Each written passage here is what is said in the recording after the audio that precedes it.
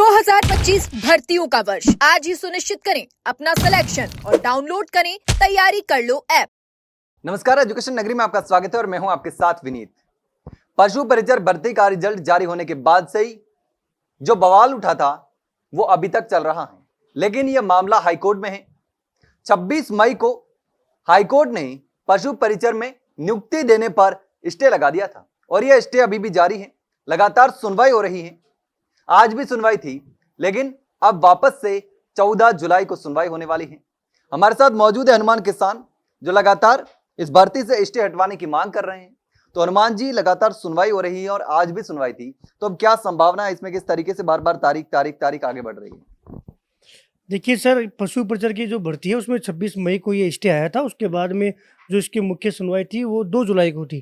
क्योंकि जो संबंधित अभ्यर्थी होते हैं, जो पीड़ित होते हैं, उनको एक ये आशा रहती है कि माननीय न्यायालय में हमारी पूरी भर्ती अटकी पड़ी है। और इन दिनों क्या है कि जिस प्रकार से सरकार का रोजगार मेला नंबर 6 का जो आयोजन को लेकर जो बार बार न्यूज आती है, तो हर भर्ती के अभ्यर्थी को या वो अभ्यर्थी जो सिलेक्टेड है उसको ये लगता है कि मेरा इस भर्ती में नंबर आ जाए, मुझे भी इस रोजगार मेले में रोजगार मिल जाए, जिससे मेरे माँ बाप है जो उसको मैं खुशियाँ दे सकूँ।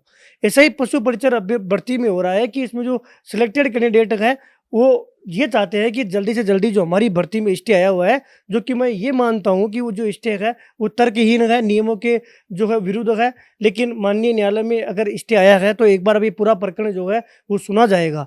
उसको लेकर 2 जुलाई को सुनवाई थी, उसमें भी हम बेसब्री से इंतजार कर रहे थे। हालांकि जो डिपार्टमेंट और संबंधित अधिवक्ताओं का कहना था कि इसमें तो फाइल मर्ज होगी। हमें 7 तारीख को पूरी उम्मीद थी कि बहस होगी, तो 7 को बहस नहीं हुई।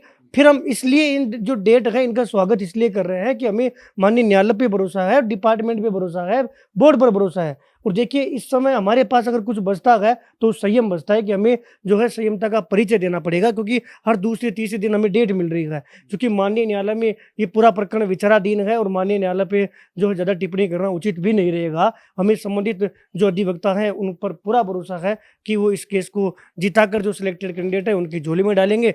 अब इसकी सुनवाई जो है सोमवार को है। आज सुनवाई में पुनः जो है हमारे जो कर्मचारी चयन बोर्ड के जो एडवोकेट यानी कि सिलेक्टेड कैंडिडेट हैं उनके एडवोकेट के द्वारा डेट ली गई है। वो बता रहे हैं कि कोई रीजॉइंडर का या प्रति उत्तर से संबंधित कोई इश्यू था कि हम उसको सही करेंगे। क्योंकि केस में कैसे लड़ना है, क्या करना है, वो संबंधित अधिवक्ता जी ज़्यादा जानते हैं। हमारी लड़ाई ये है कि इस केस में जो सिलेक्टेड कैंडिडेट है उनके साथ अन्याय नहीं होना चाहिए। ऐसा नहीं हो कि पुनः इसमें रायता फैला दो, फिर ये लड़े फिर वो लड़े। हमारा मकसद ये है कि 6433 जो अभ्यर्थी है उनके घरों में खुशी आए, इनको नियुक्ति मिले। और कल हमारी कर्मचारी चयन बोर्ड में बात हुई थी, मुलाकात के दौरान मैंने बात रखी थी कि सर अगर कब तक मान के चले, क्योंकि अगर स्टे 10 तारीख को हट भी जाता तो भी सर इसका ये होता कि एलडीसी और आईए का रिजल्ट आएगा, तो अगले वीक स्टार्टिंग में आईए का परिणाम आएगा और अगले वीक एंड में एलडीसी का रिजल्ट आएगा। तो भी हम ये मान के चल रहे हैं कि 15-16 के बाद में ही प्रोसेस शुरू होती। और हमारे पास इसके अलावा कोई विकल्प भी नहीं। हमें माननीय न्यायालय पे भरोसा है कि जिस प्रकार से कम डेट पर बार बार जो है प्रोसेस हो रही है, हमें पूरा भरोसा है कि जल्द इसको न्याय होगा। सोमवार को हम उसी उम्मीद के साथ, नई ऊर्जा के साथ और माननीय न्यायालय के जो है निर्णय पर हम बेसब्री से इंतजार करेंगे कि 6433 जो परिवार है उनके हित में निर्णय आए और जल्दी से जल्दी इस भर्ती में कोर्ट स्टे हटे। इसको लेकर हम प्रयासरत हैं। आज सुनवाई है, कल हमने जो है सीएमओ में मैं समय मांग रहा हूँ। मुझे पूरा भरोसा है अगर कल समय मिला तो निश्चित तौर पर जो है माननीय मुख्यमंत्री जी के जो पदाधिकारी है उनसे इस मामले को लेकर मैं प्रयास करूंगा और कोशिश करूंगा कि पशु परिचर भर्ती के जो अभ्यर्थी है उनको कम से कम बधाई पत्र जो है रोजगार मेला नंबर 6 में मिल पाए। लेकिन आप एक चीज कह रहे हैं कि जो स्टे लगा है वो तर्कहीन है, लेकिन नॉर्मलाइजेशन को लेकर बहुत सारे बच्चे बाहर भी हुए हैं, बोर्ड ने भी माना है, तो भी ये तर्कहीन कैसे हो सकता है? देखिए सर, मैं इसलिए कह रहा था ये चीज़ें कि जब पशु परिचर का विज्ञापन जारी हुआ उसके बाद में एक संशोधित जो है विज्ञापन या विज्ञप्ति या सूचना जो है उपेक्षित हुई थी। उसमें कहा गया था कि इस भर्ती में हम क्या करेंगे, सामान्यकरण की प्रक्रिया अपनाएंगे। मैं पहले भी कई बार क्लियर कर चुका हूँ कि इस बात से हमें बेहद दुख है कि जिस अभ्यर्थी अगर मैं स्वयं होता, मेरे नंबर कम होते तो मुझे दुख होता और मेरे नंबर बढ़ते हुए मुझे फायदा होता। लेकिन इस पूरे मुद्दे को गंभीरता से समझना पड़ेगा। अगर मैं बात करूं जो आरएसएसबी ने रिप्लाई दिया है, उस रिप्लाई को पढ़ने के बाद में चीज़ प्रतीत होती है कि कहीं ना कहीं वो रिप्लाई जो है चरित्रों के पक्ष में है। और मैं और ज़्यादा अच्छी तरीके से कहूँ ना, और डिपार्टमेंट ने जो रिप्लाई पेश किया है, डिपार्टमेंट का जो रिप्लाई देखोगे तो आपको लगेगा, उस रिप्लाई को ऊपर से नीचे तक पढ़ोगे उसमें साफ साफ लिखा हुआ है कि साहब इसको जुर्माने के साथ खारिज किया जाए। ये चीजें रिप्लाई में लिखी हुई है, क्योंकि उसमें कई सारी भर्तियां हैं जो पूर्व में आरपीएससी के द्वारा आयोजित हुई, पूर्व में आरएसएसबी के द्वारा आयोजित हुई, उनमें यही फॉर्मूला अपनाया गया है। इसका केवल समाधान ये था कि अब आप आगामी भर्तियों को बचा लीजिएगा। जैसा कि अभी जो है वन रक्षक वाली भर्ती का रिजल्ट आएगा, सॉरी, तो वन रक्षक वाली भर्ती में ये जेल प्रहरी वाली भर्ती में इसी को अपना रहे हैं। जेल प्रहरी का जो परिणाम आएगा उस परिणाम में ये नए फॉर्मूले को अपना रहे, और नए में भी जो लेटेस्ट वर्जन है, लेकिन जो 4 जून वाला जो फॉर्मूला है जो एसएससी ने लागू किया, सेम फॉर्मूला लागू हो रहा है। उस फॉर्मूले में कई सारी जगह हमने भी उसको अप्लाई करके देखा है।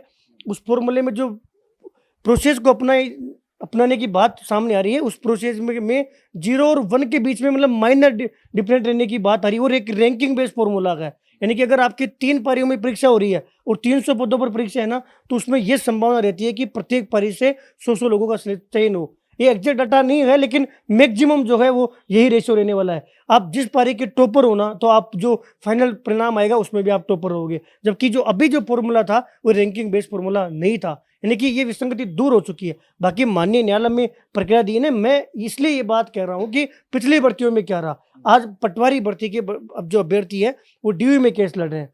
सर, कई बार क्या होता है कि जब हमें चीज़ों को एक्सेप्ट नहीं कर पाते, सच्चाई को एक्सेप्ट नहीं कर पाते, तो भयंकर पीड़ा होती है। जिन अभ्यर्थियों के साथ गलत हुआ उनके पास 2 ऑप्शन थे कि एक तो हम इसकी वास्तविकता जाने, मान लीजिए वो माननीय न्यायालय में गए, उनका ये अधिकार है और उनका पूरा पक्ष सुना जाएगा। जैसे डेट पे डेट मिल रही है, तो हम ये चीज़ मान के चल रहे हैं कि माननीय न्यायालय में दोनों का पक्ष सुना जाएगा, उनका भी पक्ष सुना जाएगा। अब जो बहस का हम इंतजार कर रहे हैं, उस बहस में यही तो होगा कि संबंधित अधिवक्ता जी जो है सरकार की तरफ से ये पैरवी करेंगे और उनकी तरफ से वो पैरवी करेंगे। हालांकि जो फाइनल निर्णय है वो माननीय न्यायालय करेगा, लेकिन पूर्व भर्ती में क्या हुआ उसके हिसाब से जो है मैं कई सारी बातें शेयर कर रहा हूँ। अब उन अभ्यर्थियों में से कितने अभ्यर्थी होंगे जो पटवारी वीडियो की तैयारी नहीं कर पा रहे, कितने अभ्यर्थी होंगे जो राजस्थान पुलिस चतुर्थ श्रेणी की तैयारी नहीं कर पा रहे। क्या ये समय वापस लौट पाएगा? क्या ये जो 2-3 महीने जाने के बाद में उनके पास रहेगा? तो अफसोस रहेगा। हमने पिछली सरकार में देखा, इस सरकार में देखा कि बार बार भर्तियां, समय, परिस्थितियां एक जैसी नहीं होती। जब आपके प्रतिकूल कोई मामला नहीं रहे तो साहब ये समय वापस लौट कर नहीं आता। कई बार अभ्यर्थी को लगता है कि इस बार मैं 3 महीने जबरदस्त तैयारी करूंगा, लेकिन भर्ती नहीं रहती। आज जलदाई विभाग में वो तकनीकी प्रशिक्षित बेरोजगार ITI बेरोजगारों के लिए देखिए क्या कंडीशन हो रही है उन बेचारों की।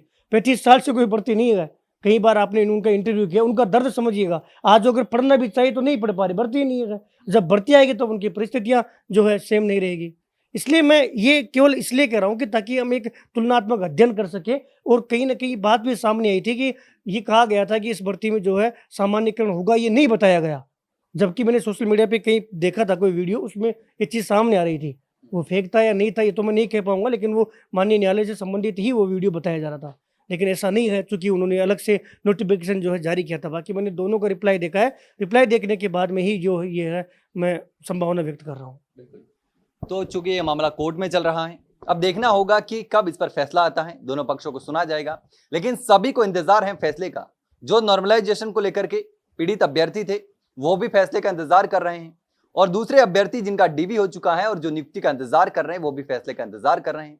अब अगली जो सुनवाई है हाईकोर्ट में वो 14 जुलाई को होने वाली है, लेकिन अब देखना होगा कि आगे इस मामले में होता क्या है। फिलहाल के लिए इतना ही, जल्द मिलते हैं एक नई जानकारी के साथ। तब तक के लिए नमस्कार।